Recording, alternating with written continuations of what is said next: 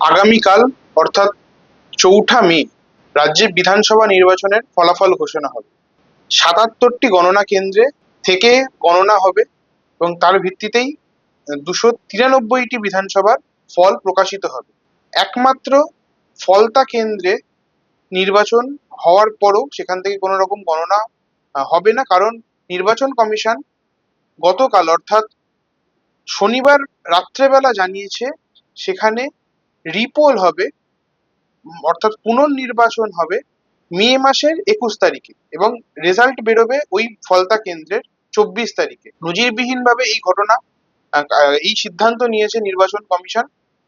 দেখা গিয়েছিল এই দ্বিতীয় দফার নির্বাচনে ১৪২টি আসনের যখন নির্বাচন সংগঠিত হয়েছে, দক্ষিণ চব্বিশ পরগনার ফলতা, ডায়মন্ড হারবার, মগরাহাট এই বিধানসভা কেন্দ্রগুলি থেকে বেশ কিছু ঘটনা, বেশ কিছু অভিযোগ সামনে এসেছিল। দেখা গিয়েছিল কোনো অনেক জায়গায় সিসিটিভি নেই, অনেক জায়গায় ভোটাররা ভোট দিতে পারেননি। তার ভিত্তিতে নির্বাচন কমিশন সেখানে রিভিউ টিম পাঠায়, সেখান থেকে পুনর্নির্বাচনের জন্য কোনো তারা প্রস্তাব করে এবং সেখান থেকে জানা যায়, প্রথম যেটা নির্বাচন কমিশন জানায় যে মগরাহাট পশ্চিম বিধানসভার ১১টি এবং ডায়মন্ড হারবার বিধানসভার ৪টি বুথে পুনর্নির্বাচন হয়। সেই পুনর্নির্বাচন হয়েছে গতকাল, কিন্তু প্রথম দফায় যখন নির্বাচন কমিশন জানিয়েছিল সেখানে ফলতার ব্যাপারে কোনো রকম সিদ্ধান্ত তারা গ্রহণ করেনি। হঠাৎ করেই কাল রাত্রেবেলা গোটা বিধানসভার পুনর্নির্বাচনের কথা তারা নির্বাচন কমিশনের তরফে জানিয়েছে এবং আগামী ২৪ তারিখ এই রেজাল্ট বেরোবে ফলতা বিধানসভার। ফলতার এই পুনর্নির্বাচন নিয়ে গণশক্তিকে কি জানালেন আইনজীবী ও যাদবপুরের সিপিআইএম প্রার্থী বিকাশ রঞ্জন ভট্টাচার্য, শুনুন। কালকে যদি ফলাফল ঘোষণা হয়ে যায় ২৯৩টা কেন্দ্রের, তাহলে ওই একটি কেন্দ্রে ভোট ২১ তারিখ হওয়ার যৌক্তিকতা কোথায় থাকবে বা গুরুত্ব কি থাকবে? গুরুত্বহীন ভোট হবে। সুতরাং নির্বাচন কমিশন যদি চাইতেন তাহলে এই নির্বাচন গণনাটা পিছিয়ে দিতে পারতেন যে ২১ তারিখের পর হবে, সেটা অনেক সঙ্গত হতো। তা না করে কালকের ভোটাভুটি ফলের প্রকাশের পর তো মোটামুটি ঠিক হয়ে যাবে যে কি পরিস্থিতি হচ্ছে। তারপরে ২১ তারিখের ভোটটা একটা নিয়ম রক্ষার ভোট হবে এবং সেই ভোটটা প্রভাবিত হবে এই ভোটের ফলাফলের উপর। সুতরাং এটা একটা অত্যন্ত অযৌক্তিক এবং অগণতান্ত্রিক সিদ্ধান্ত বলেই মনে করি। কোনো সংবিধান বহির্ভূত কাজ হলো বা এর সাংবিধানিক প্রভিশনটা কি আছে? না, এখনো তৃণমূল কংগ্রেসের সময়সীমা ৩১ তারিখ পর্যন্ত আছে সম্ভবত, এই মে মাসটা।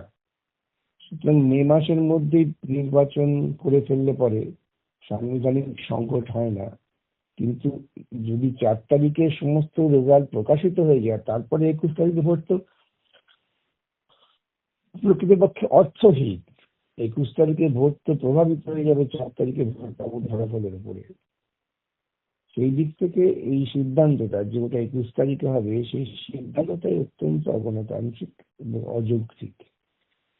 উচিত ছিল সমস্ত ফলাফল তাহলে ২১ তারিখের পর ঘোষণা করা। তাহলে কি আপনি মনে করছেন এই সময়কালে যে হর্স ট্রেডিং যেটাকে বলে, ঘোড়া কেনা বেচা, সেইটাকে হর্স ট্রেডিং এর প্রয়োজন হতে পারে কি হবে না সেটা নির্ভর করছে তো যা ফলাফল আসবে তার উপরে। ফলাফলে যদি এমন একটা পরিস্থিতি তৈরি হয় যেখানে কেউই নির্দিষ্ট সংখ্যাগরিষ্ঠতা পাচ্ছে না, তখনই তো হর্স ট্রেডিং হবে। সুতরাং ২১ তারিখের ফলের উপর তার হর্স ট্রেডিং নির্ভর করছে না। ২১ তারিখের ফলটা একটা আনুষ্ঠানিকতায় পর্যবসিত হলো। গণতান্ত্রিক প্রতিদ্বন্দ্বিতার ক্ষেত্রে এর কোনো মূল্য থাকবে না, এই বলতে চাইছি। ২৯৩টি বিধানসভায় নির্বাচনের যে ফলাফল, সেই ফলাফল বেরোবে। আমরা এই সময় দেখেছি নির্বাচন উত্তর বেশ কিছু ঘটনা ঘটেছে। বিভিন্ন জায়গায় স্ট্রং রুম পাহারাকে নিয়ে পোস্ট পোল ভায়োলেন্সের কথা আমাদের সামনে এসেছে। যেমন জানা গিয়েছে আজকেই বেহালায় এক সিপিআইএম কর্মীর বাড়িতে আগুন ধরিয়ে দেওয়ার ঘটনা ঘটেছে। তিনি সিপিআইএম এর হয়ে বুথে বসেছিলেন, তার সেই রকম ঘটনা সামনে এসেছে। এবং দেখা গিয়েছিল মুর্শিদাবাদ জেলার রানীনগরে, সেখানে লোচনপুর যে গ্রাম পঞ্চায়েত, সেই লোচনপুর গ্রাম পঞ্চায়েতের একটি বুথে সিপিআইএম কর্মীকে মারধরের অভিযোগ উঠেছিল। সেখানে পৌঁছেছিলেন প্রার্থী খোদ জামাল হোসেন।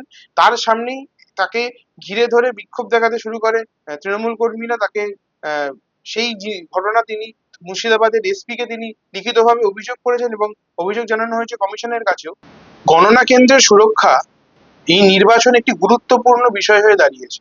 সিপিআইএম সহ বামপন্থীরা বারংবার গণনা কেন্দ্রের নিরাপত্তা সুনিশ্চিত করার দাবি জানিয়েছে এবং দ্বিতীয় দফার যে নির্বাচন সেই দিন নির্বাচন শেষেই সাংবাদিক সম্মেলন করে সিপিআইএম রাজ্য সম্পাদক মোহাম্মদ সেলিম বলেছেন যে গণনা কেন্দ্র এবং তার আশপাশের যে সমস্ত জায়গার যে পরিস্থিতি এবং তার দায়িত্ব নিরাপত্তার দায়িত্ব নিতে হবে নির্বাচন কমিশনকে।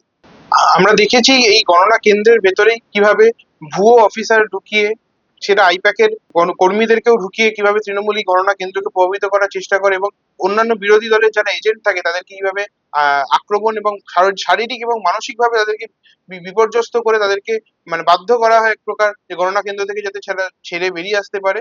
এবং সেই জন্য গণনা কেন্দ্রের ভেতরে এবং স্ট্রং রুম পাহারায় এই সমস্তটাই এই নিরাপত্তা সুনিশ্চিত করতে হবে এই কথা বলেছেন এবং সেই অনুযায়ী কমিশনের তরফ থেকে একগুচ্ছ তারা পদক্ষেপ নিয়েছে। বিভিন্ন জায়গায় গণনা কেন্দ্রের সামনে 4 জনের বেশি জমায়েত করা যাবে না তা জানানো হয়েছে এবং এইখানে ত্রিস্তরীয় নিশ্ছিদ্র নিরাপত্তার কথা কমিশন জানিয়েছে এবং তা কেন্দ্রীয় বাহিনী এবং রাজ্য সরকারের পুলিশ তারা একত্রে সেই গণনা কেন্দ্রের যে নিরাপত্তা সেই নিরাপত্তা তারা দিচ্ছেন এবং নিরাপত্তা সুনিশ্চিতের তারা বলেছেন তারা নিরাপত্তা সুনিশ্চিত করবেন। কিন্তু আগামীকাল যখন গণনা শুরু হবে 293টি বিধানসভার যে গণনা হবে তা কতটা নিরাপত্তায় বেষ্টনীতে থাকে এবং কতটা নিরাপত্তা সুনিশ্চিত হয় তার দিকে আমাদের নজর থাকবে।